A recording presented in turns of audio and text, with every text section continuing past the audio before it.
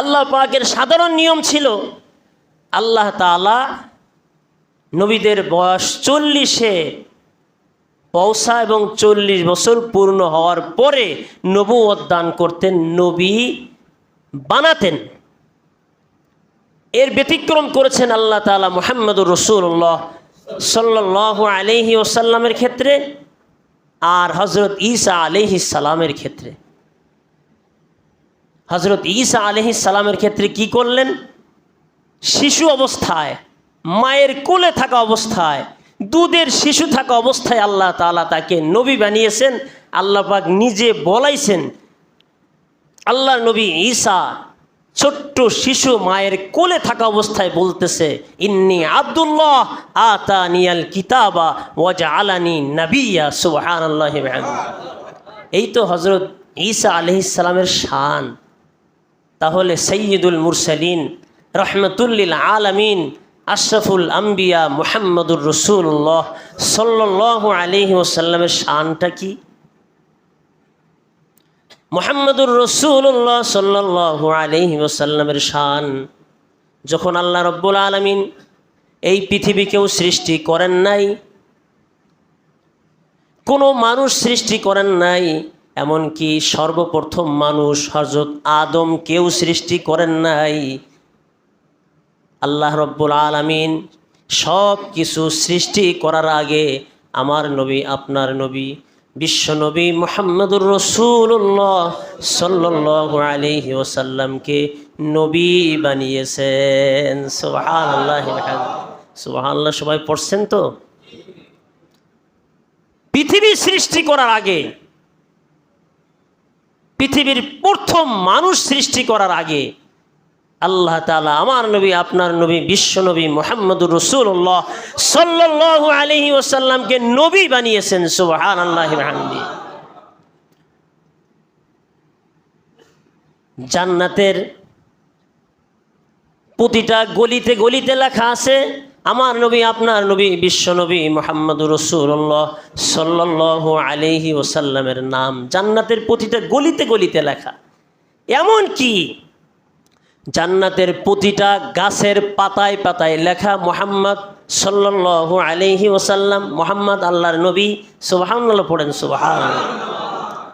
জান্নাতে যে গাছগুলো আছে শুনছেন না আপনার? অনেক বড় বড় গাছ আছে।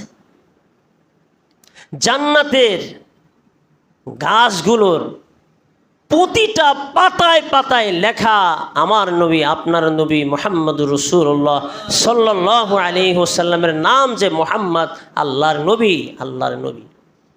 জান্নাতের গেটে লেখা মুহাম্মদ সাল্লাল্লাহু আলাইহি ওয়াসাল্লাম আল্লাহর নবী। এমন কি আল্লাহ পাকের আরশে আজিমে লেখা মুহাম্মদ আল্লাহর নবী। সুবহানাল্লাহ পড়েন সুবহান। লেখা আছে লা ইলাহা ইল্লাল্লাহ মুহাম্মদুর রাসূলুল্লাহ, পড়েন সুবহানাল্লাহ। এই জন্যই তো হযরত আদম আলাইহিস সালাম এবং হযরত আমাদের মা হাওয়া আলাইহিস সালাম দীর্ঘদিন পর্যন্ত একজন আরেকজনকে পাইতেছিলেন না। শুনছেন না আপনারা ইতিহাসটা? সেই ইতিহাস আমি এখানে টানবো না। অনেক সময়, বছরের পর বছর, রিওয়ায়াতে এসেছে 350 বছর পরে হযরত আদম আলাইহিস সালামের মনে পড়ল, এই জান্নাতে না দেখেছিলাম আল্লাহ পাকের নামের সাথে একটা নাম মুহাম্মদ, ওই নামের উসিলা দিয়ে আমি আল্লাহ পাকের কাছে বলি, আল্লাহ তুমি আমাকে মাফ করে দাও, হাওয়ার সাথে আমার সাক্ষাৎ করায়া দাও। সুবহানাল্লাহ। কিতাবে এসেছে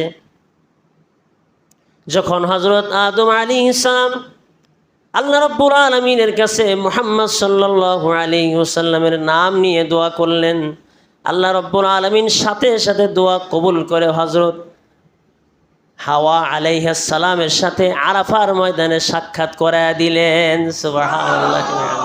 সাক্ষাৎ করায় দিয়েছেন। এটা হলো আমার নবীর শান, আপনার নবীর শান।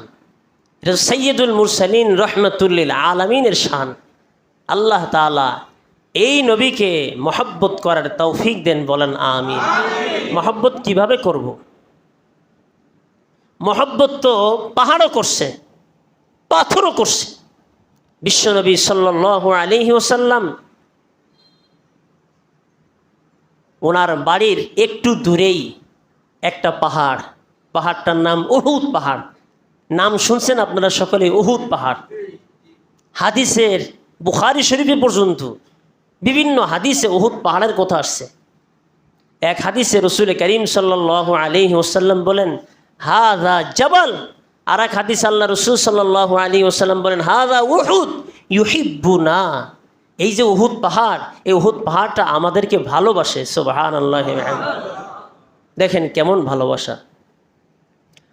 আল্লাহর নবী মদিনার বাহিরে কোথাও গেলে উহুদ পাহাড়ের পাশ দিয়ে তার বাড়িতে মদিনায় ঢুকতেন। একবার আল্লাহর নবী সাল্লাল্লাহু আলাইহি ওয়াসাল্লাম ভিন্ন পথ দিয়ে তার বাড়িতে মদিনায় ঢুকলেন। উহুদ পাহাড় কাঁদতেছে। যখন আল্লাহর নবী সাল্লাল্লাহু আলাইহি ওয়াসাল্লামের আগমন হইত উহুদ পাহাড়ের পাশ দিয়ে, উহুদ পাহাড় নবীজিকে দেখে সে অনেক খুশি হইত, দিলের মধ্যে অনেক প্রশান্তি লাভ করত। আল্লাহর নবী আমার পাশ দিয়ে গেছেন, সুবহানাল্লাহি ওয়া বিহামদিহি। এখনো সুবহানাল্লাহ মুখ দিয়ে বের হয় না? হ্যাঁ, ও আশিকে রসুলের দল এখনো বের হয় না? শুধু ইশকে রসুলের টানে শুধু দেওয়ালে দেওয়ালে লেখো যে আশিকে রসুল সাল্লাল্লাহু আলাইহি ওয়াসাল্লাম সম্মেলন। হ্যাঁ, একে আশিকে রসুল বলে? আল্লাহ তাআলা আমাদের সকলকে সহি বুঝ দান করেন, বলে না আমিন। পাহাড় পর্যন্ত রসুল সাল্লাল্লাহু আলাইহি ওয়াসাল্লাম একটা জড় পদার্থ, তার ভিতরে কি আমাদের মতো জান আছে, প্রাণ আছে? এই পাহাড় পর্যন্ত নবীর মহব্বতে চায় যে নবী আমার পাশ দিয়ে যাক। ঘটনা কি ঘটল? আল্লাহর নবী তো উহুদ পাহাড়ের পাশ দিয়ে না এসে অন্য পথে বাড়িতে চলে আসতেছেন। জিবরিল আমিন আল্লাহর রসুল সাল্লাল্লাহু আলাইহি ওয়াসাল্লামের কাছে এসে বলে, জিবরিল আমিন কে? ফেরেশতাদের সর্দার। জিবরিল আমিন কে?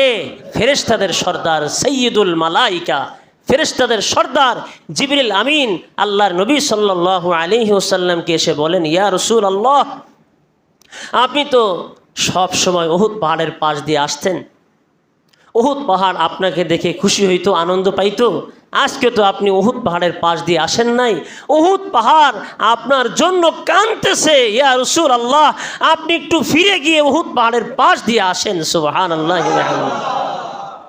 একটা পাথরও চিনল আল্লাহ রসুলকে, একটা পাহাড় জড় পদার্থ সেও চিনল আল্লাহ রসুলকে। কিন্তু আমি আপনি পুরাপুরি চিনছি?